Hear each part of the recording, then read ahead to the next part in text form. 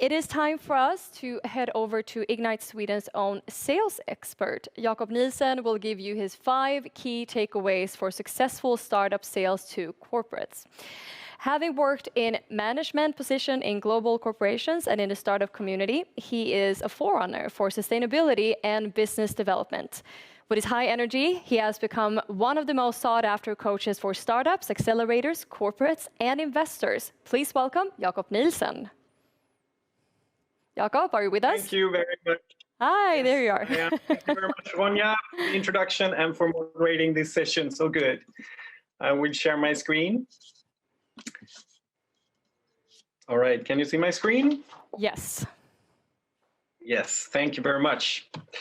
So did you know that spider silk is about 0.003 millimeter in diameter? And yet it's 5 times stronger than steel. And spider threads contains many long molecules of proteins, and they are aligned together and work together. This is the secret why spider web, if there were sized as a human, would be able to stop a jetliner. Now you wonder why I'm taking this for you. It's because once an R&D manager in a large organization thanked an entrepreneur for building the strong spider web of relations, of decisions, of alignments between the 7 departments of his organization needed to reach the common goal of installing the first pilot installation of the entrepreneur's product. And now let me share the 5 different success factors in sales to corporates. First of all, connect. Today we have digital formats. It's easy to connect on digital. And I see in the chat already you have been super professional in sharing your LinkedIn profiles. Do that in every sales moment today because it's so powerful and you can connect with people, not today only, but tomorrow as well. You will see their peers in the organizations and you will be able to build networks across professions. So this is a very powerful channel for sales for startups.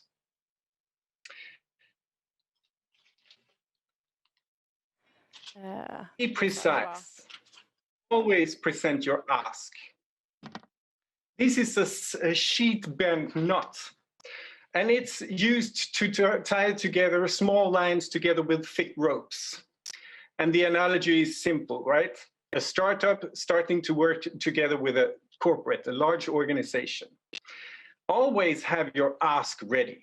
If you're a startup entrepreneur, you always are in need of something. And having a meeting with a corporate, you should be presenting your ask. Are you looking for a proof of concept together with a corporate? Or are you looking for a pilot, a paid pilot, of course? Or are you looking for a partnership, a long-term partnership, starting with the next meeting? Be frank and be straightforward and build trust. I think it has already been said in this meeting. Karin Ebbinghaus just mentioned the word create trust, and you will see how to build this spider web together with the corporates.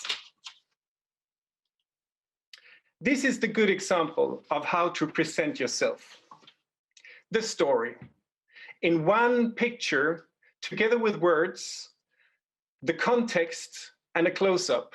This very startup succeeds in presenting what they're doing in words, from heat to electricity. They excel in the way they can expose the context. They are in a power plant, and they're transforming heat to electricity by the device that you can see in the close-up. And this is their front page of the presentation to the corporate. It is in 1 second showing where they are, in what maturity level, that they have customers, maybe not paying full price, but yet in an installation.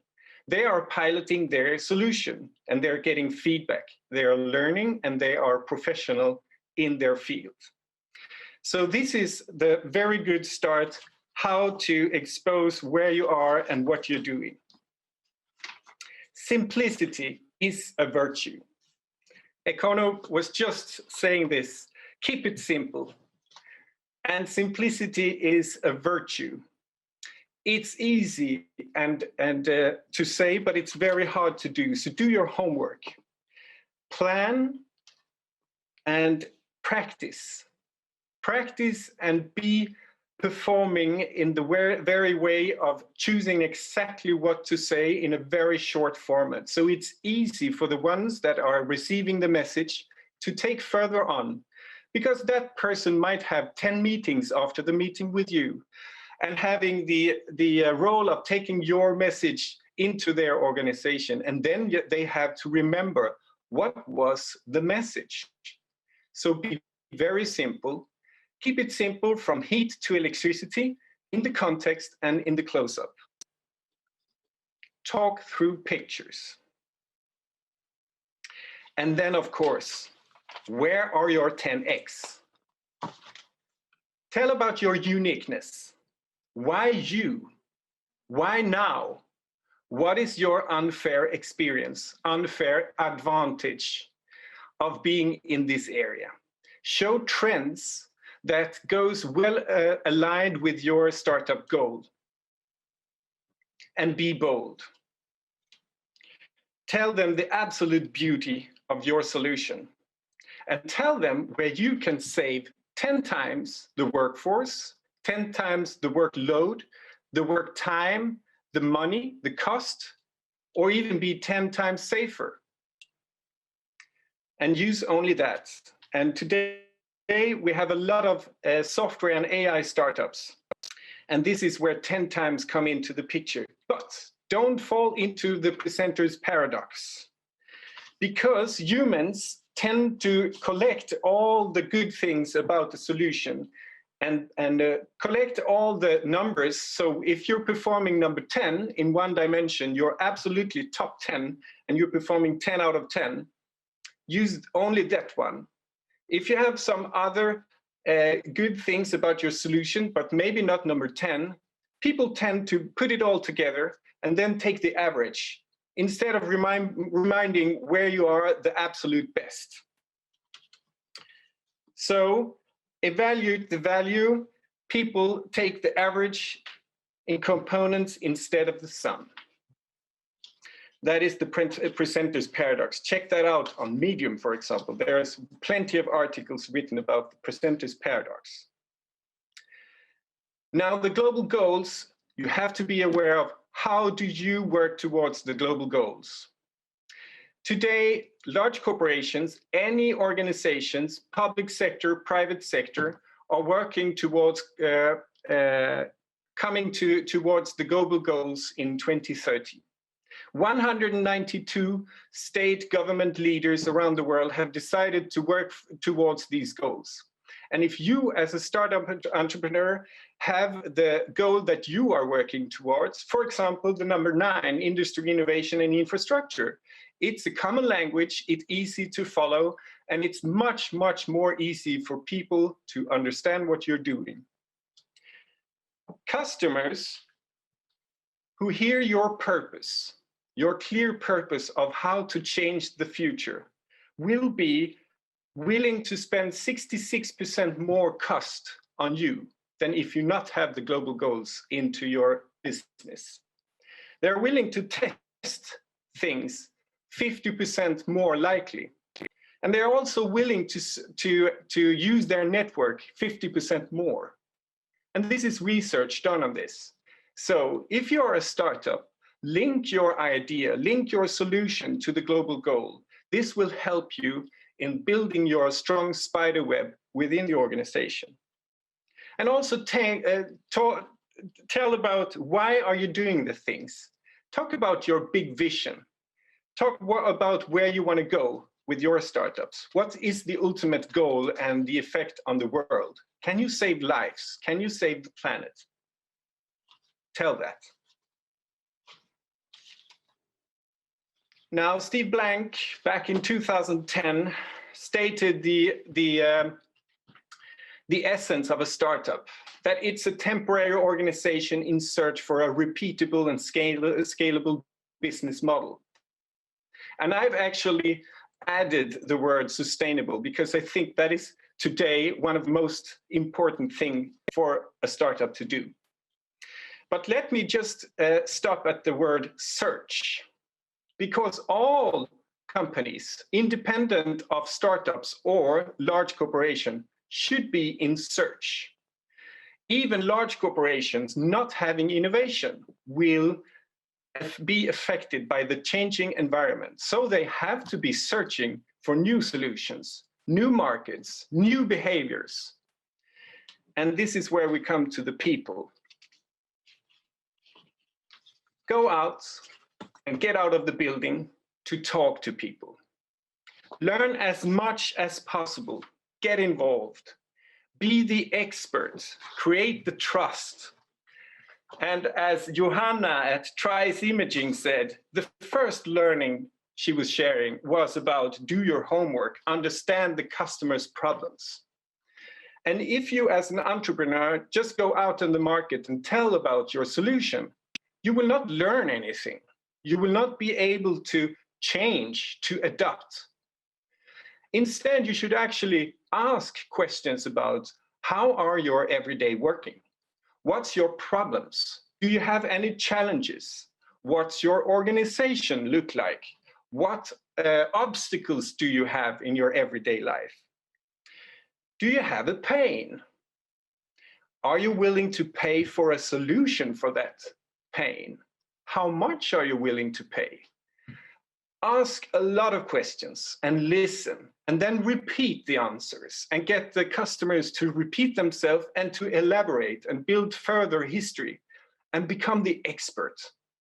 If you as an entrepreneur becomes the expert, you will build trust. And as said, if they like you, they will listen to you, but if they trust you, they will buy from you. And if you're unsure, you can go to the mom test and you can check out exactly how to do this in a very easy way. You can find the clips on YouTube, how to go out on customers and ask open-ended questions in order to learn about the users, about the customers and their everyday. The beauty of a startup is, of course, that you can change.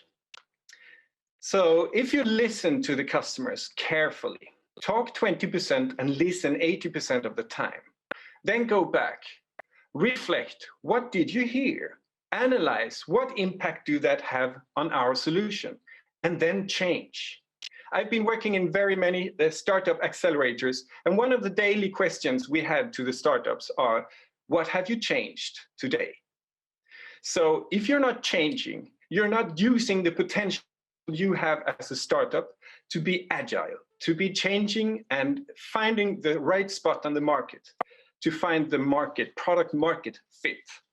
I've seen so many entrepreneurs with products looking for a market, and it's too sad. Go out and listen 80% of the time.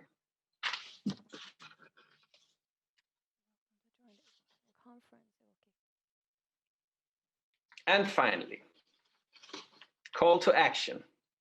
If you have a meeting with a corporate, be prepared. Have set aside time together with your colleagues. When can we meet this corporation? When can we meet the organization?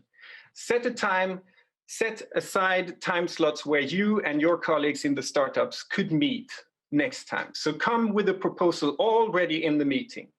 Be sure to get the addresses, mail addresses, and names of the persons. Maybe they're not in the meeting today, but they will be in the next meeting. It could be the experts, it could be decision makers or peers in the organization.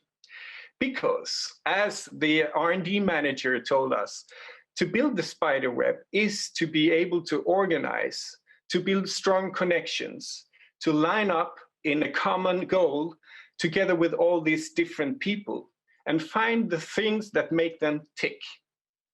And even if you don't get the next meeting, set a time where you will call back and call back. Do that. That is also one thing to be able to create trust.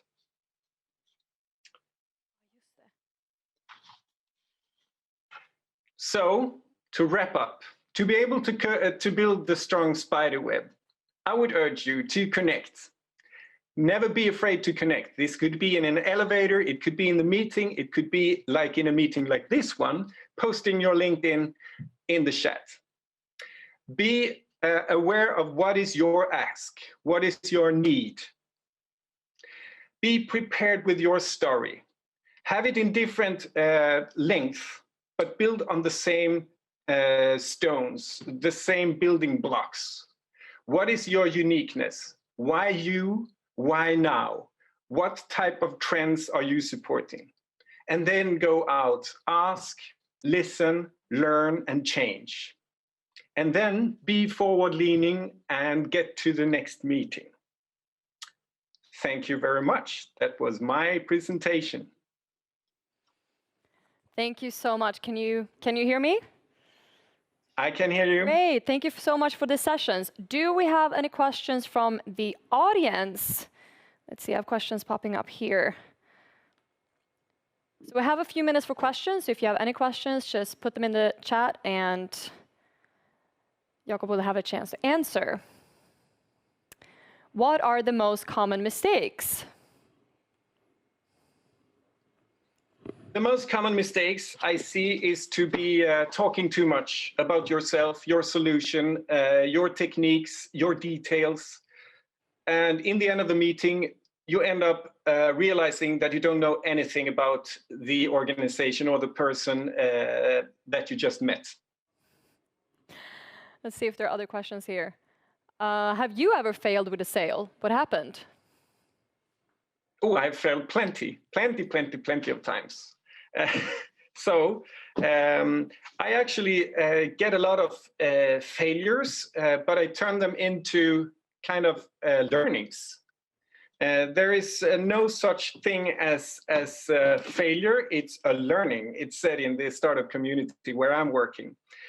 So if you come to a customer that is not interested in your solution, ask why, and ask who could be interested then. Could you maybe introduce me to someone that you think would need my solution?